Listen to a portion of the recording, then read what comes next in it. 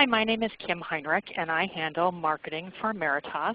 I would like to welcome everyone to today's Meritas Capability Webinar, The Secret to Successfully Bringing Foreign Workers to the U.S. Today's presenter is Meritas member Joel Pfeffer of Meyer Unkovic and Scott in Pittsburgh, Pennsylvania. Joel works primarily in the areas of immigration, nationality, and corporate law. He's an active member of the American Immigration Lawyers Association and has been a speaker at its national conference. He handles immigration matters on behalf of foreign and U.S.-based companies, universities, trade associations, and individuals. And he has successfully obtained labor certifications, temporary visas, and permanent resident status for numerous foreign applicants and multinational companies. Joel also works with his global immigration contacts to facilitate the needs of U.S. citizens and permanent residents seeking work authorization outside the United States. Now, before I turn the presentation over to Joel, I'd like to walk through a couple of housekeeping items. Likely all of you have noticed that your phone line is muted. However, we do encourage you to interact with Joel throughout the webinar, and you can do that through the chat feature on your screen. It's in the lower left-hand corner. Enter in a question, hit send, and that question will go directly to Joel. Now, should you have any technical issues during the presentation, you can hit *0, and someone will be on the line to assist you. With that, Joel, are you ready to get started? I am. Great. Please take it away. Thank you. Okay, thank you, everyone. This topic is the secret to successfully bringing foreign workers to the United States. As you can see on the screen, I will be discussing business and family immigration today. To come to the United States as an immigrant, there are basically three categories. There's employment, which I call in this webinar business. There's family-based immigration, and there's political asylum. I will not be discussing political asylum, but we'll just limit our discussion to business and family. I'll spend most of my time discussing business immigration, a small portion discussing family immigration, and leave some time for questions. The United States is in the process of enacting comprehensive immigration reform. This has been discussed over the last 5 or 10 years. The last time that the United States did anything significant with respect to immigration law was in 1986 and again in 1990. Nothing much has been done since then, and there have been discussions over the course of time about comprehensive immigration reform, but this is the closest that I think we've ever come to that. There's a bill pending in the Senate and another one in the House, and the legislators are talking about doing something over the course of the summer. If the proposed legislation is enacted, there will be significant change to the way immigration law, and perhaps we'll have another webinar if that happens. In the meantime, I will flag you during this webinar about matters that might change if comprehensive immigration reform is enacted. Right now, they are in the legislative negotiation process, so no one really knows what will happen. Now, the secret to successfully bringing foreign workers to the United States, let me just give you 4 rules that I use when I evaluate an immigration matter and proceed to file with the appropriate government agency. First of all, the first rule that I follow is know your options. You have to be aware of all of the options available to a specific fact pattern.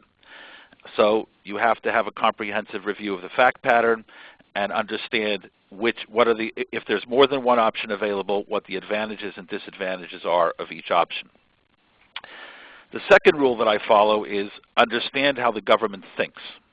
I think the value that an immigration attorney brings to a client is that the immigration attorney understands the thinking process of the government agency and the officer who will be looking at the petition. You have to think about that as you draft the petition, as you craft the plan, the immigration plan, and as you submit your documents. So and we'll speak a little more about this during the presentation. The third rule that I follow is give the client realistic expectations. So first, you have to know what are the realistic expectations of an approval, and you have to convey that to the client.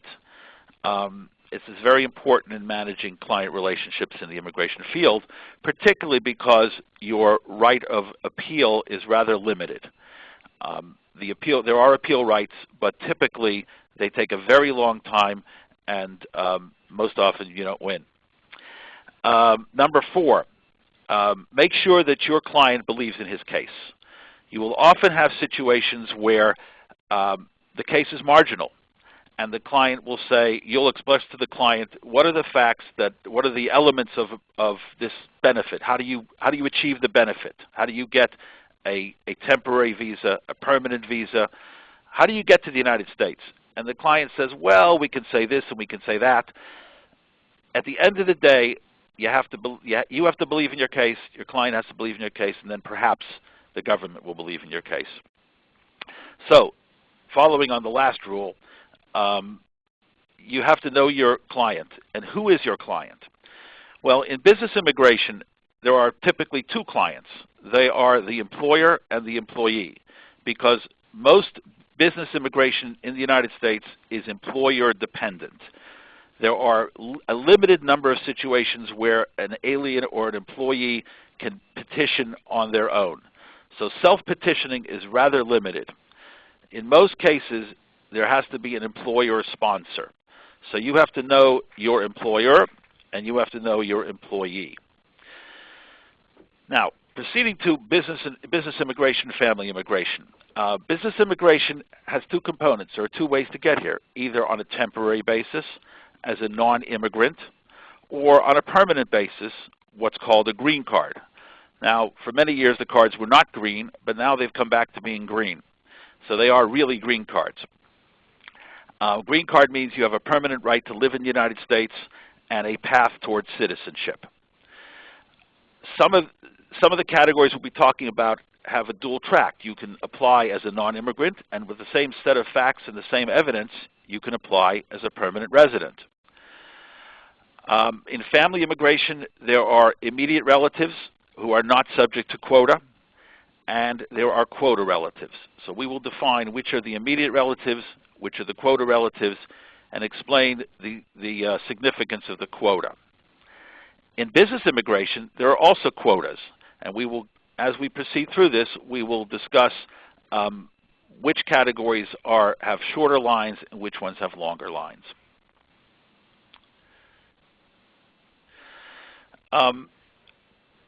Beginning with non-immigrant or temporary categories, I've selected here what I believe are the top 4 business categories that you'll see for people who want to come to the United States on a temporary basis. And I'll discuss each of these 4 in detail.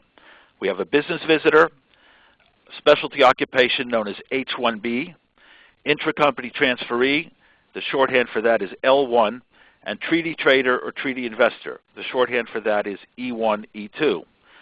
Those are the sections of the law that govern these particular categories. Other categories, and this is not a complete list, but let me comment on a few of these other categories before I proceed with the top 4. There is extraordinary ability in science, arts, education, business, or athletics. So if you are at the top of your field in any of these fields of endeavor, then your client can petition, and in permanent cases can self-petition for the benefit of coming to the United States. So you have to rise to the top of your field and establish that you have published, that you're recognized. Typically, these cases are supported by letters from individuals in the field, often tenured professors, who say, I am in this field, the field is defined, and then that person says, I know about the alien, and this is what I have to say about his contribution to the field. Religious workers. This is a very, very contentious topic in the immigration field. Believe it or not, the Immigration Service views, at least in my opinion, views every case that's filed as a potential fraud. And therefore, they are very, very strict in reviewing these cases and will demand, they'll demand evidence. Sometimes they even demand evidence you've already submitted. So if a religious worker case is submitted, always expect a challenge from the U.S. Citizenship and Immigration Services. And incidentally, I will refer to the agency that adjudicates these cases as, in shorthand, as the CIS. NAFTA. NAFTA is the free trade agreement, the North American Free Trade Agreement, which provides for special visas for Canadians and Mexicans. There's a list of, I believe, 60-some work categories that, professional categories that Canadians and Mexicans may make entry to the United States under this treaty, and it's worth knowing that there are special rules for Canadians and Mexicans. And of course, students and exchange visitors is another category that is common. There are many people in the United States on students and exchange visitors, and I believe it's one of the reasons that the Immigration Service or the Department of Homeland Security can't really. There are restrictionists who say let's secure our borders, but then no students would ever come here, and that is as you'll see through this process, as we go through this webinar, the education world is quite powerful and has been able to get its rules written just for them. Now, moving to the top 4 business categories, you see here on the slide there are 4 options that I'm going to discuss. The H1B specialty occupation, the L1 intra-company transferee, the E1 or E2 treaty trader or investor, and the business visitor. Now let me say from the outset, the business visitor is not an employment-based category. The business visitor may not undertake employment in the United States. The 3 categories on the left are employment-based categories, and in fact, they are employer-specific, so that if a particular employer petitions for an employee, we'll call him an alien. If a particular employee petitions for an employee, that employee may work only for that employer until another petition is filed. So that's something to keep in mind and advise employees about, because they sometimes don't know about that. Now let's address each one of these in order. Let's start with the H1B category. The first thing you need to know about the H1B category is that the maximum stay in the United States is 6 years. However, there's an exception if you have begun the permanent resident process, which we will discuss later. Then if you reach a certain point in that process, then you can extend beyond the 6 years. Now, as I said earlier, know your employer and know your employee. In this case, know the nature of the position. The H1B is available for professionals filling professional positions being paid the prevailing wage. Those are the 3 components of the visa. Professionals filling professional positions being paid the prevailing wage. So the first thing to analyze is the position a professional position? Is this a position that a college degree is typically an entry-level requirement for the position? This is something that if it's questionable, the CIS will challenge you on, or they will challenge the employer and say, why is this a professional position? So certain types of mechanical technicians, for example. A mechanical engineer requires a bachelor's degree in order to practice mechanical engineering. A mechanical technician does not. Typically, they have associate's degrees. Well, which position is this? And is the employer able to establish why, in the marketplace, the position that you're describing requires a college degree? Number 2, the salary must meet the prevailing wage. The prevailing wage is set by the U.S. Department of Labor. The statistics are published. You can view them online. The immigration lawyer's job is to decide what category is relevant and then determine whether it's an entry-level position or a position that requires experience. But there is an online wage library that will assist you in determining the prevailing wage. You can either rely on that online wage library on its own, or you can ask the Department of Labor to confirm that the job that you've described is in fact the one that you believe is the one that, or they could ask the Department of Labor to confirm what is the prevailing wage for a particular position. Third, the position must be related to the employer's business and the employee's education and experience. So for example, if your client comes to you and says, I have a convenience store and I need an accountant, that's going to be questioned by the CIS, as typically a convenience store does not require an in-house accountant. That is not really related to the employer's business. Or if you are seeking somebody in a field that is not apparent, it's not apparent that it's related to the business of the employer, the CIS will question it. If the alien employee does not have the education or experience that is related to the position, the CIS will question it. Those you typically respond to by saying, okay, the employee has some education, there is some coursework related to the position.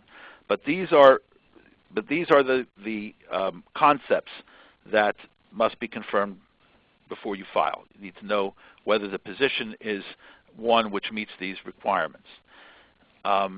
Next, we'll focus on the employee. Does the employee have a bachelor's degree or higher required by the specialty occupation? So if this is a mechanical engineering position, does the employee have a mechanical engineering degree? He can have a U.S. degree or the equivalent from a foreign degree. There is an industry of foreign degree evaluators that are available to tell you whether the foreign degree is the equivalent of a U.S. degree, and typically they follow a protocol that involves determining whether the foreign institution is accredited in the country where it is offered. The combination of education, training, and progressive experience equivalent to bachelor's degree. Now, this is something that is always helpful. If the individual does not have a degree, then the combination of education, you can combine training or experience. The H1B regulations follow a 3-for-1 rule. That means for every year of college that the employee does not have, you can supplement or you can make up with it with 3 years of experience.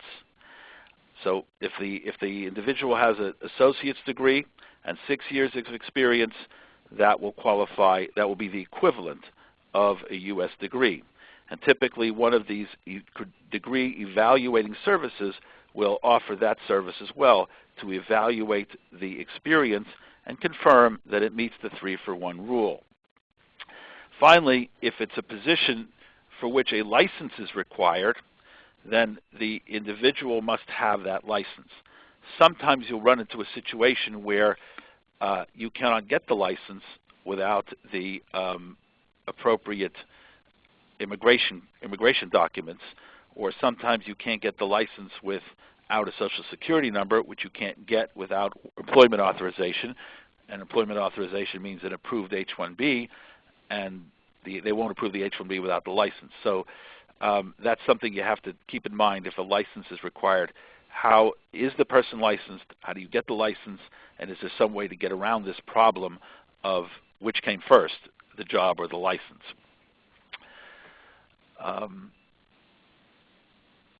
Okay, now another thing that we all live in recognition of is what's called the H1B Cap.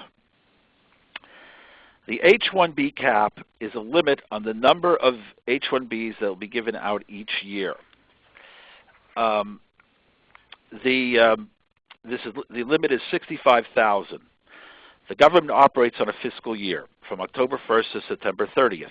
That means the new supply of H-1B visas becomes available for employment commencing on October 1st. Under the regulations, applications can be made 6 months before the supply is available, or 6 months before the start date. So April 1st is the day that everyone lines up to get these 65,000 visas. Some years, there are times when they are gone the first week of the application season. So if you don't file on April 1st or sometime that week, you're not going to get one. Other years, they have been available well into the summer and sometimes even into the fall. But in recent history, this has been a seasonal matter. They are not available all year. So you have to be cognizant of the H1B cap and whether or not whether or not the benefit is available at the time of year that you want to apply for it. The cap does not apply to employees who are employed in the United States as H1Bs. So if an employee is changing from one employer to another employer, then they are not subject to the cap. They can apply even if the H1Bs are not available at that time. And as I mentioned, educational institutions have a powerful lobby, and the cap does not apply to them. So they can apply for their employees any time of the year. Their cases are all filed at the California Service Center, and the California Service Center is aware of the rules that apply to related entities. What is a related entity? So there has to be some kind of affiliation between the employing entity and the educational institution if it's not the institution itself. Now, let me review a couple of things about H1B in general. First of all, at the moment, and this may change if comprehensive immigration reform comes in, there is no labor market test. Unlike a green card, for an H1B, you don't have to show there's no American to fill the position. All you have to show is that it is a professional position being filled by a professional, being paid the prevailing wage, and there's a relationship between the needs of the company and the profession and the professional who's going to fill the position.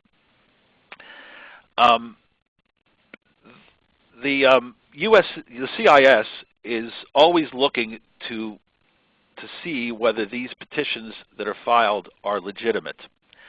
And they will visit the petitioner. Most of the time, they will visit a petitioner or an employer who has not previously filed an H1B. They will visit them after the case is approved. So your employing company needs to be on notice that there may be a site visit by the CIS. In addition, while the case is pending, the CIS will conduct what I'll call a virtual site visit. They will visit they will go to the internet and they will find what they can about the petitioning employer. They'll look at their website. They'll go to Google Earth. Sometimes you'll get a response that says, this petitioner, this employer is housed in a residential property.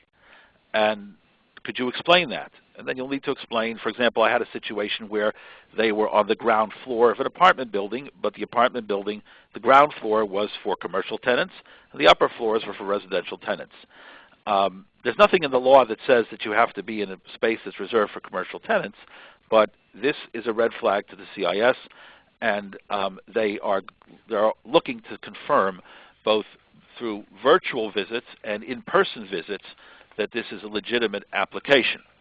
They also use a service. They also use something called VIBE, which stands for Validation. Well, I don't have it in front of me. Oh yeah, Validation Instrument for Business Enterprises, which is a service that they subscribe to with Dun & Bradstreet. And what this does is the employer registers on VIBE, and then Dun & Bradstreet calls in information that it has about the employer and posts it there, and the Immigration Service sees it. Things like business activity, financial standing, number of employees, relationships with other entities. And often you'll get a request from the CIS saying, we didn't find you on VIBE. However, you have no obligation to go on VIBE, but we recommend that if you want to file a second H1B or another type of benefit, for another type of benefit, that you register on VIBE. Another issue that you need to be aware of is that the H1B visa is a favorite of what's called staffing companies or third-party placement companies. That would be a company that places foreign employees at its clients' sites. So you have staffing company bringing foreign talent to the United States, or or employing U.S. workers that they send to third-party placement sites. This has been going on for many years, but recently, about in 2010, the CIS decided that it was not pleased with this situation and established certain rules that there has to be an employer-employee relationship.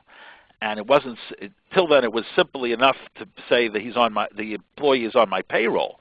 But now they're looking to things like who supervises the employee, who controls the work of the employee, how is the supervision maintained, who evaluates the employee.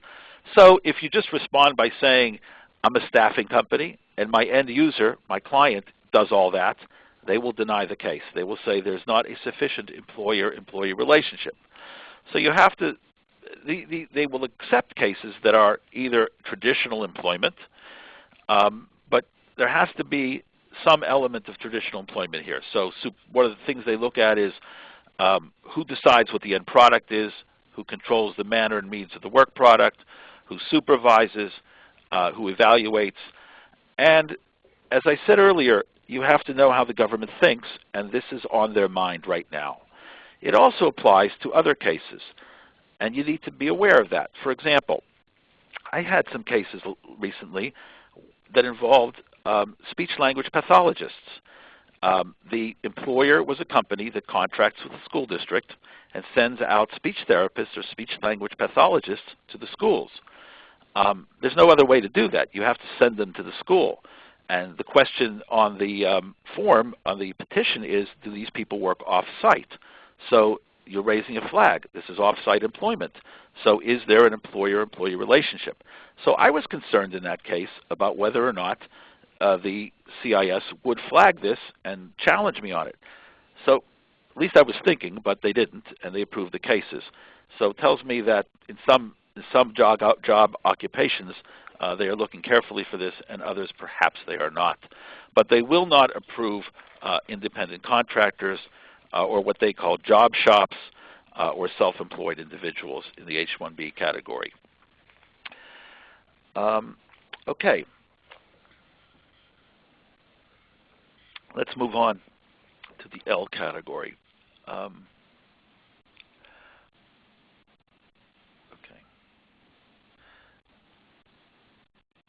The L category is available for multinational companies who seek to transfer to the United States individuals who have worked for that company for 1 year within the last 3 and are filling either an executive, managerial, or specialized knowledge position. The maximum stay is 5 years for specialized knowledge and 7 years for manager or executive.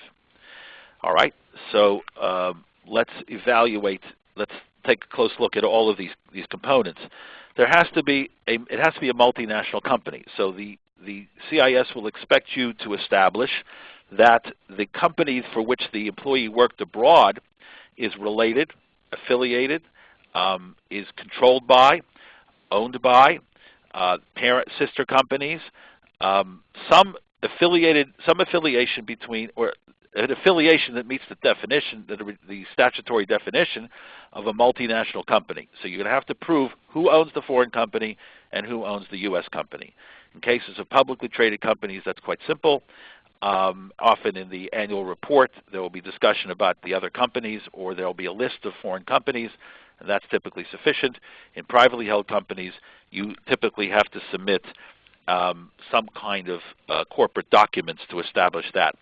Sometimes they'll accept a secretary's affidavit.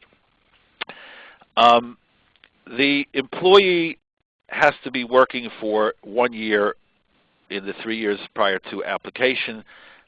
If the employee is in the United States in another category, they will look back to the 3 years prior to when the employee came to the U.S. Okay, the real discussion is what is executive, manager, or specialized knowledge. So the CIS defines that as someone who manages an organization, a department, a subdivision, a function, or component of an organization. Okay, so you have to have some kind of recognized function or component of the organization. A manager of the human resources department, a manager of finance, an account, a marketing the manager of the marketing. That's not the same as a marketing manager in most companies, but the manager of the marketing function. What is called managing? So that means their definition is supervised and controlled the work of other people. Now remember, you're talking about a government official, and in their world, the level of supervision is what defines you as a manager.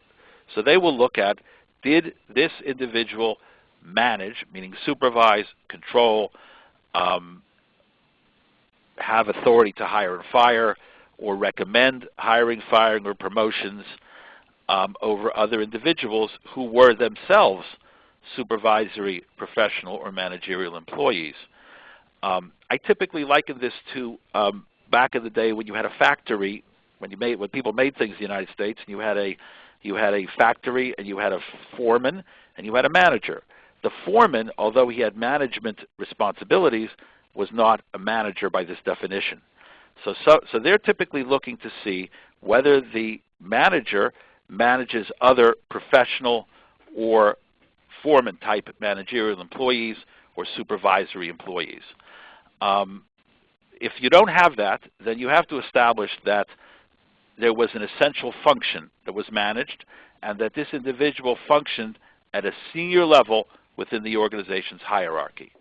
And the convincing document is typically a business organization chart.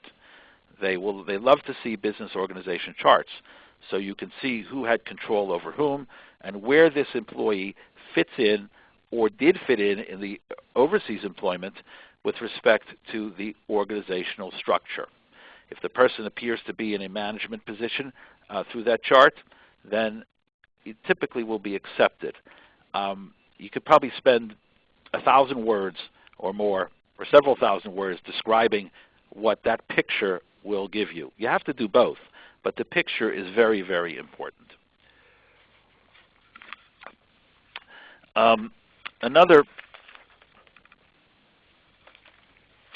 Before I move on to specialized, let me just say that one of the other questions that they'll ask for, or one of the other forms of evidence, is a description of the specific duties and the percentage of time spent on each duty by the manager during the course of a week, for example. The other category, known as L1B, those executive or managers are known as L1A. The L1B is specialized knowledge. Over the last several years, the CIS has sought to limit or curtail what it considers an improper overuse of the L1B specialized knowledge. And they have launched an effort to restrict or narrowly apply the term specialized knowledge. They say that it applies to a rare employee who possesses unique knowledge of the company's exclusive processes and techniques. So they want to limit it to somebody who is very special within the company. The immigration bar has been arguing with the USCIS over the last couple of years about this, and their position is that the baseline for specialized knowledge is not general knowledge through the industry, or not something narrowly held within the company, but somebody who is special within the company, somebody with special knowledge of the company's product and application in the international markets. That's the definition in the law: special knowledge of company product and its application in international markets, and has an advanced level of knowledge of process and procedures in the company. So the immigration bar has been arguing that general knowledge common in the industry, this person has to, even if the knowledge that this person has is common in the industry, he still qualifies for specialized knowledge, since within the company it's not common knowledge.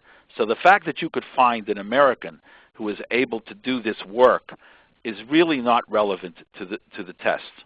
And sometimes the CIS will respond by saying, have you tried to find an American? But in fact, the test should be, does this person have specialized knowledge within the company? And the fact that there are 1,000 people in America who can do the work, probably working for the company's competitors, is really not relevant to the test. And what this means as an immigration practitioner is that you have to be prepared for them to respond this way. You have to be prepared with all of your arguments about how this employee meets the definition of specialized knowledge, and you have to be prepared for a challenge and a response. And sometimes even a challenge to the response, which is rare, but it sometimes happens that the CIS will give you a response to your response. And you can't give up. You have to keep going back with them and keep insisting that the person meets the definition. And you have to use your imagination on how you're going to do that.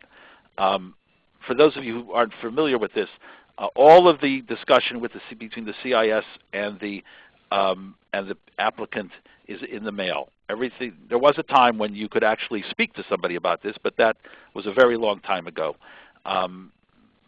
They now, everything is processed through a regional office. There are 2 offices in the United States that handle these L1 cases, and you have to be aware of what their position is and come up with a strategy of how to respond to it. And you have to be prepared for a response. Now, sometimes these cases are adjudicated at the consulate, and the consulates, from what I'm seeing, are more liberal. They apply the definition that I propose, that the immigration bar is proposing, and it's not as serious a concern when these cases are applied for at the consulate.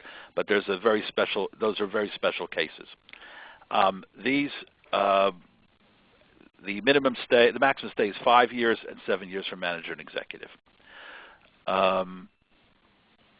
Okay, the E1, E2.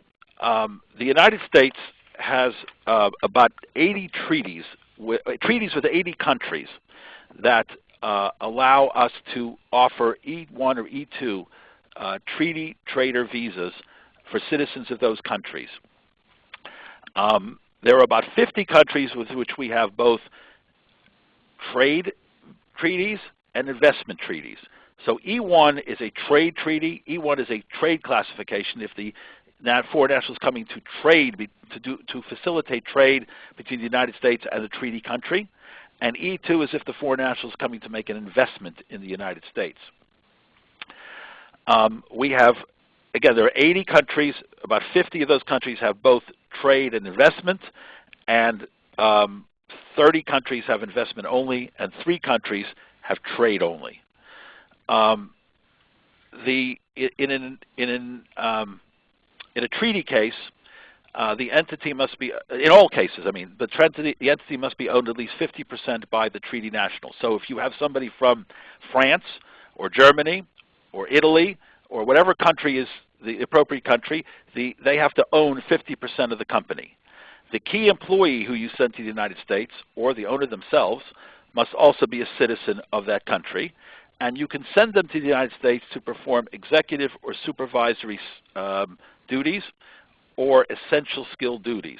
So this is sort of the same definition that we went through with the L1, although you're dealing, these cases are almost always adjudicated by the U.S. consulates abroad, and as I said earlier, they are not as strict about the definition, but you will have to establish that there is executive or supervisory duties, and there are essential skills required for the individual who is coming to the United States in this category. A treaty trader visa requires that you coming to the United States to facilitate the trade of goods or services. Goods is obvious. Services are economic activities which are other than tangible goods. And the examples are banking, insurance, communication, data processing, advertising, accounting, design, engineering management consulting, tourism, and technology transfer. Those are considered services. So if you're facilitating the sale or the transfer of those services from a treaty country to the United States or the other, in either direction, and you expect to have 51% of your trade or your business between the United States and a treaty country, then the owner or the trader can come to the United States in this visa. Investment is another option, and there are 4 rules that you have to be aware of. The investor has to be an active investment. Someone just called me about a situation where the consulate, I believe in Frankfurt or in Paris, denied a case where the investment was for house flipping, and I suspect that they did not view house flipping as an active investment. They sort of viewed it as a passive investment. If you're going to make house flipping an active investment, there has to be a very detailed business plan about how this is going to work. And every investment case requires a very detailed business plan. That's the key to an E2 visa for investment. The money that you're investing must be at risk. Most consulates will require that money to be deposited in the United States, and also you must begin to invest in the product or service that you are going to sell. So if you're going to sell, if you're going to manufacture something, then you have to start the process of investing in the equipment. If you're going to sell a commodity, you have to start the process of purchasing that commodity. They'll want to see that that has begun. So that means your investment is at risk. Your investment must be substantial. That means that the investment must be, you have to be investing enough money that is normal for the type of investment that you're making. So if you're investing in manufacturing, it's going to be a lot more money than if you're investing in a service business. And finally, the investment cannot be marginal. That is a code word for the investment must anticipate or generate more than the income required to support the person who's coming to the United States. So if the investor is coming to the United States and is just buying him a living, the consulate probably will not approve that.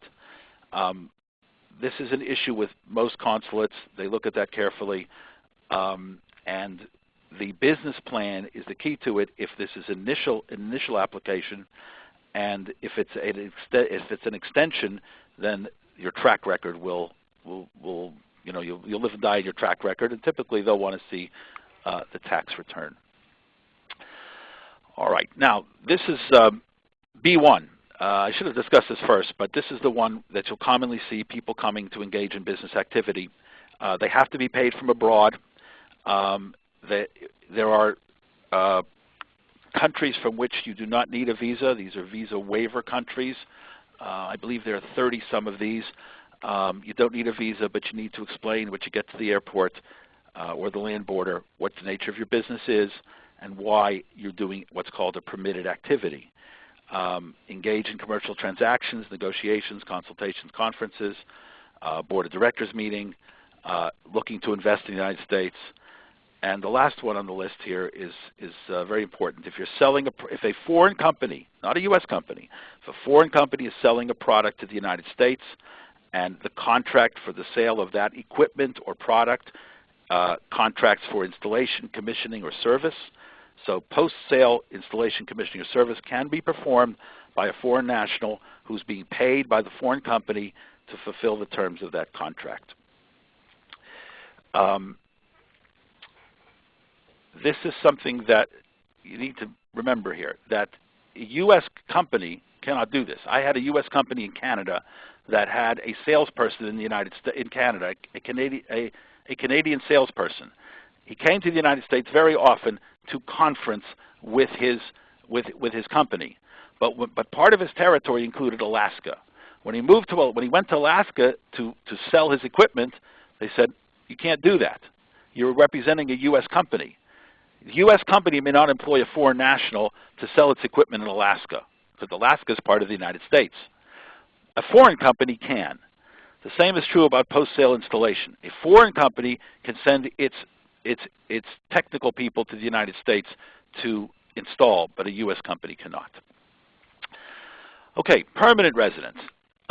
When you deal with permanent residents, you have to understand that you're typically going to deal with three government agencies: the Department of Labor, the Department of Homeland Security, and the Department of State. And you need to understand that each one has a different mission. And as I said earlier, you have to understand how the government thinks. Each agency thinks differently. The Department of Labor's job is to protect U.S. workers. It doesn't matter that you're going to have a successful business. What matters to them is that you're not harming a U.S. worker. The Department of Homeland Security, in a case like this, is out to see whether you actually exist. Does the employee exist? Does he have the right credentials? Do you meet the criteria? The Department of State, they're typically concerned about whether the person has a criminal record or any health issues.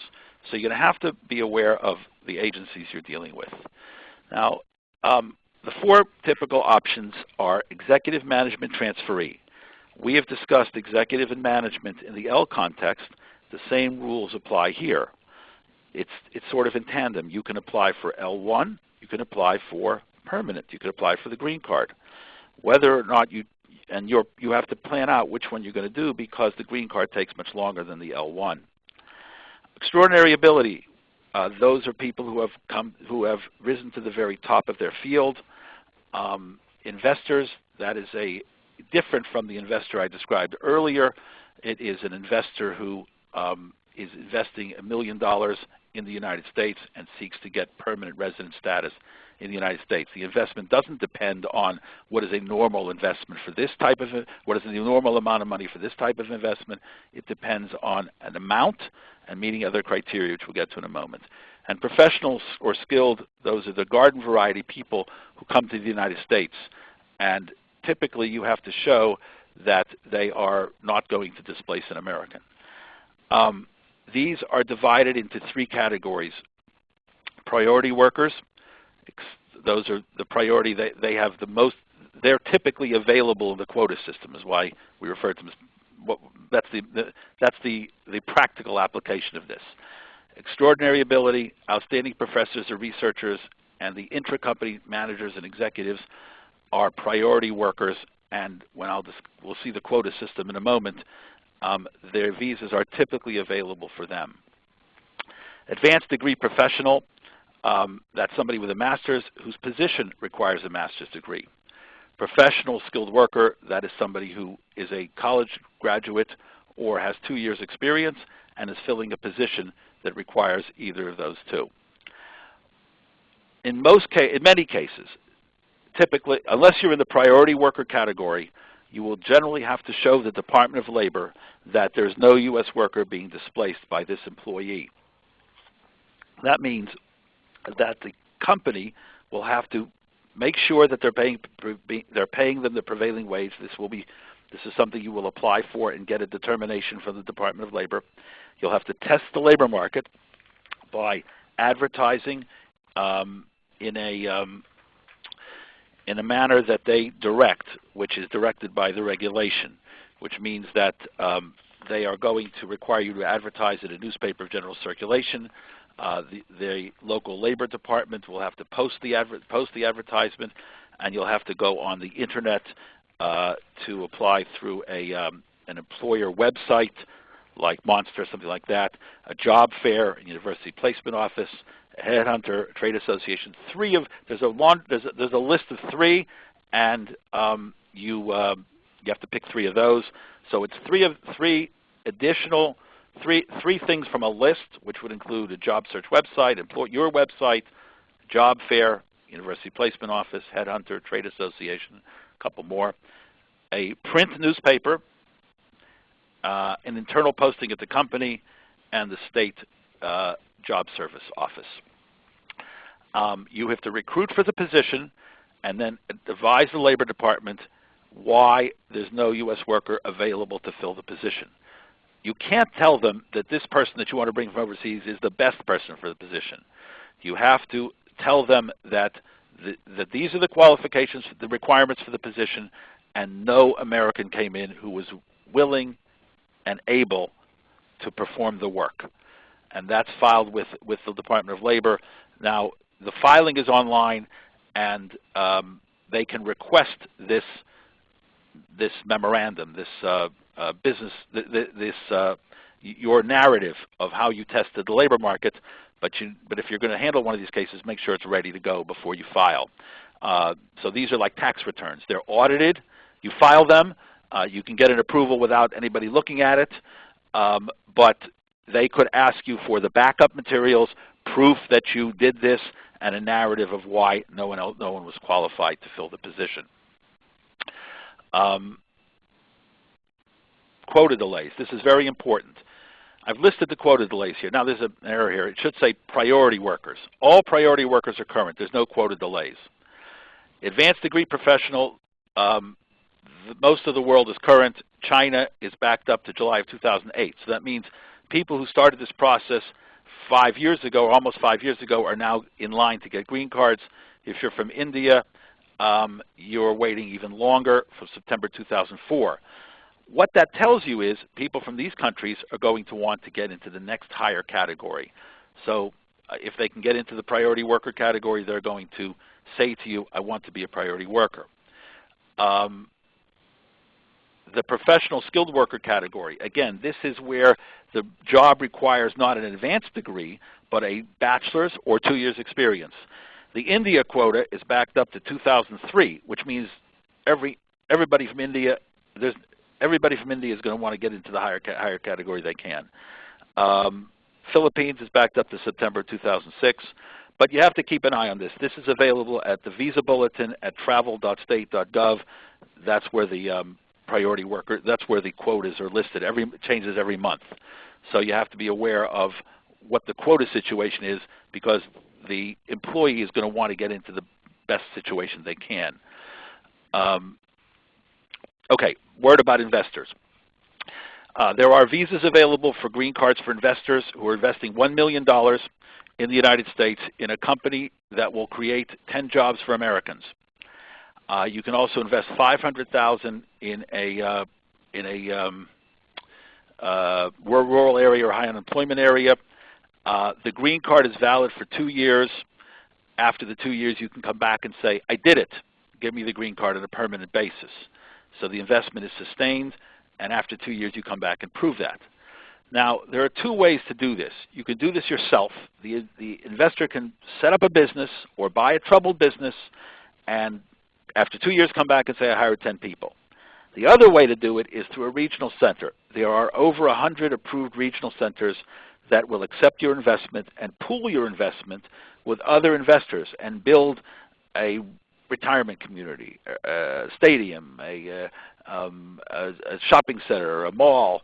And some of these are government or quasi-government agencies, others are not. They have the ability to prove that they have created 10 jobs through what they call econometric models. So some form of econometric model is available to them. They don't have to show the W-2s of the 10 people that they hired. They can show that through an econometric model, they have established 10 jobs. There are lots of people out there looking for investments. They'll be happy to sit down with you and explain to you what their track record is. And it's important to know what is the track record of the regional center, what is the contract with the regional center, at what point can you sell this investment, what happens if it doesn't work, what happens if you fail, the Immigration Service doesn't accept your econometric model. These are things you need to be aware of before guiding a client into a permanent resident investment. Now, I'm going to stop here now and try to take the questions that are here before, and if there's any time left, I'll talk to family immigration. Let me talk about the questions that are here. What is the website for the online wage library? Anybody who wants that, it's the U.S. Department of Labor manages it, but if you send me an email, I'll send you back the link to the site. My email address is jp@muslaw.com. So send me an email and I'll send you the link to the site. What is the type of professional position to be filled in H1B defined anywhere or qualified? Yeah, the regulation basically says that the regulation basically says what I said. It's a position that requires a bachelor's degree for entry level. If the questioner wants to send me an email, I will cite you to that regulation. But it's in the 8 CFR, but it doesn't get into the generous detail that I have given you here about what's qualified. But basically, the rule is in the regulation, and it says a college degree is an entry-level requirement. Since I don't see any more questions, I will spend the last 4 minutes talking about family immigration. There are non-quota cases, which means don't have to wait in line. Spouses of citizens, minor children of citizens, and parents of citizens. The one thing you need to be concerned about parents of citizens is health insurance may not be available for them, or it may be available at a high price. But those are the categories of people that can come into the United States without a quota. The quota categories are the 6 that I've listed on this slide. Spouses of permanent residents. Now, you have to know the difference between a permanent resident and a citizen, but as I said at the beginning, permanent residency is a pathway towards citizenship. The law distinguishes between married and unmarried children, siblings. Now, on the next slide, you'll see the quota, how far back this is. For example, siblings of citizens are waiting about 12 years to get to the United States, so it's not really a practical solution. Spouses of permanent residents backed up a couple of years. Minor children backed up a couple of years. So you need to be aware of the quota delays when talking to clients about family immigration.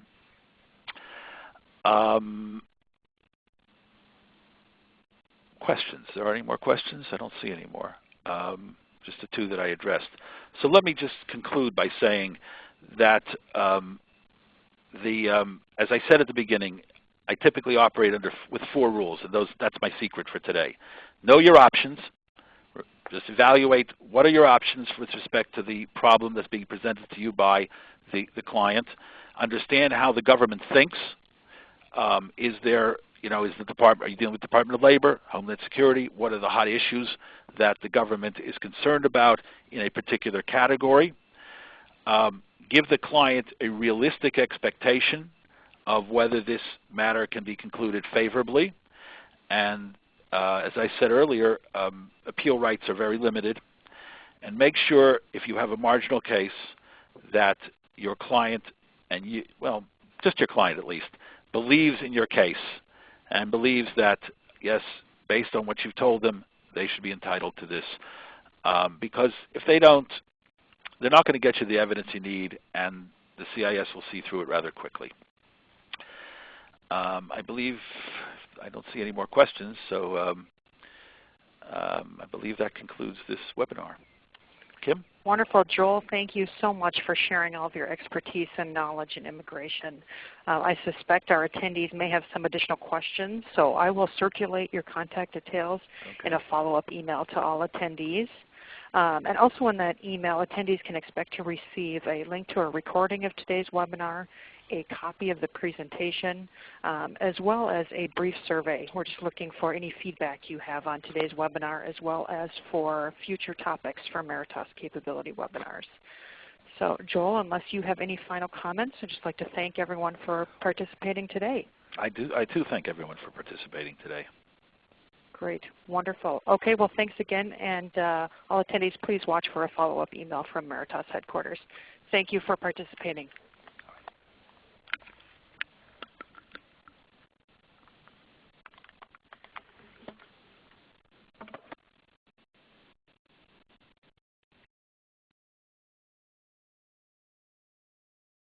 Thank you.